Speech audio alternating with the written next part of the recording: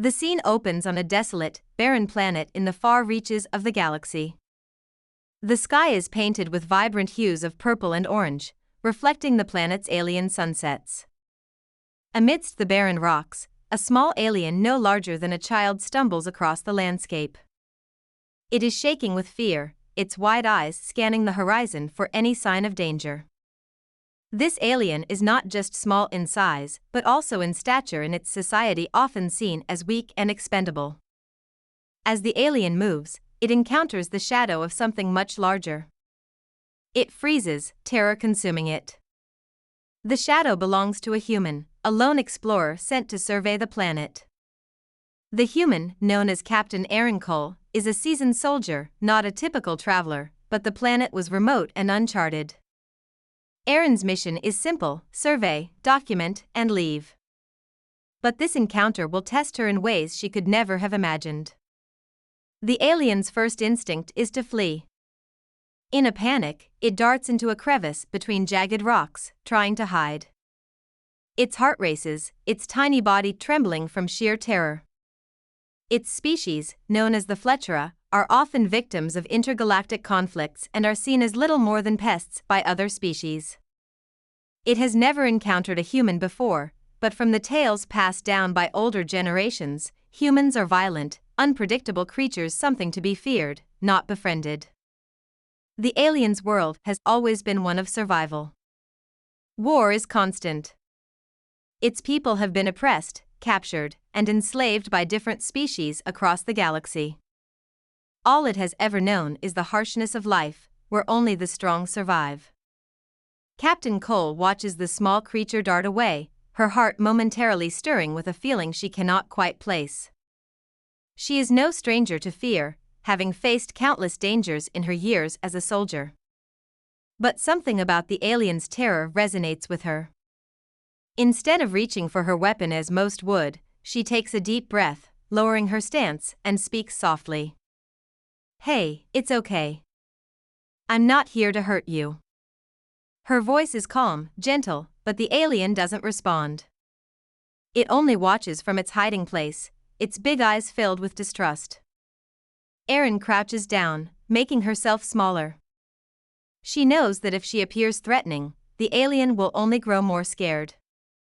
Aaron pulls a small food ration from her pack, the kind she uses on long missions. She holds it out, carefully placing it on the ground in front of the crevice where the alien hides. "I'm not your enemy," she says, her voice soft but firm. The alien hesitates, its heart pounding in its chest. It can sense no malice in the human's tone, but its instincts scream at it to run.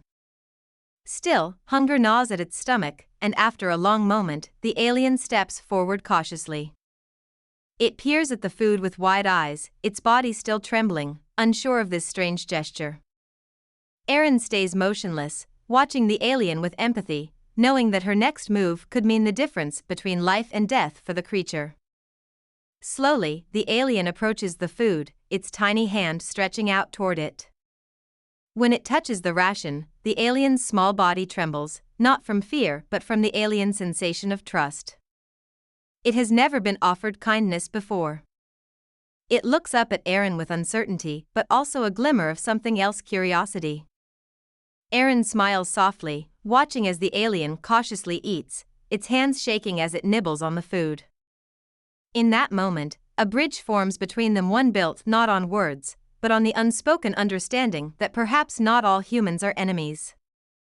After the meal, the alien looks at her again, more focused now, no longer trembling with fear. It tilts its head, studying her in the way that only a curious creature can. Aaron recognizes this as a sign of trust, something she never expected from the fearful being. 6. The exchange of knowledge. Over the next few hours, Aaron and the alien share a silent understanding. The alien's name is Lyra, and it has been separated from its family after their ship was destroyed during an interstellar war. Lyra's race has been hunted for sport, for their unusual ability to communicate telepathically and their unique biology. Lyra's people are known for being highly intelligent but small, easily overlooked by those who see them as weak. Erin, in turn, shares some of her story. She tells Lyra of the war-torn planet she comes from, a world where people fight for survival every day. She speaks of the human struggle, of how humanity is constantly at war but has also shown moments of great compassion.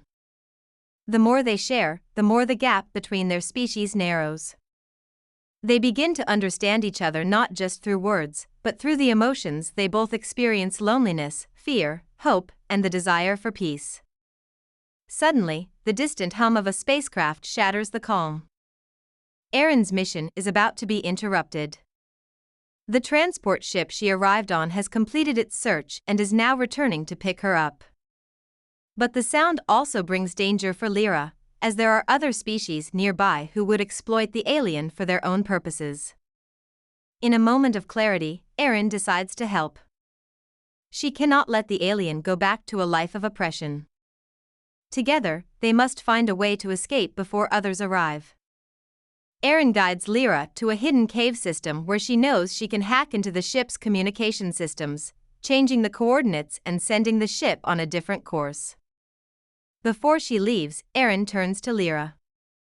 The alien looks at her with a mixture of gratitude and uncertainty. "I'll get you to safety," Erin promises. "I know what it's like to be hunted. But we don't have to be alone in this." Lyra nods, the tiny creature now filled with a new sense of hope. The fear that once consumed it has faded, replaced by the trust it has found in Erin.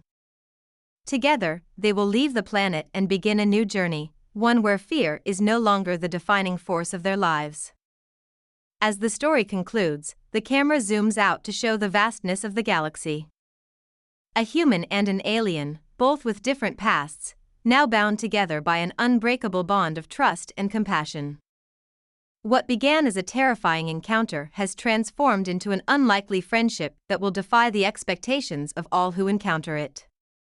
In the vastness of the universe, it is not strength or power that wins, it is compassion and the willingness to understand one another.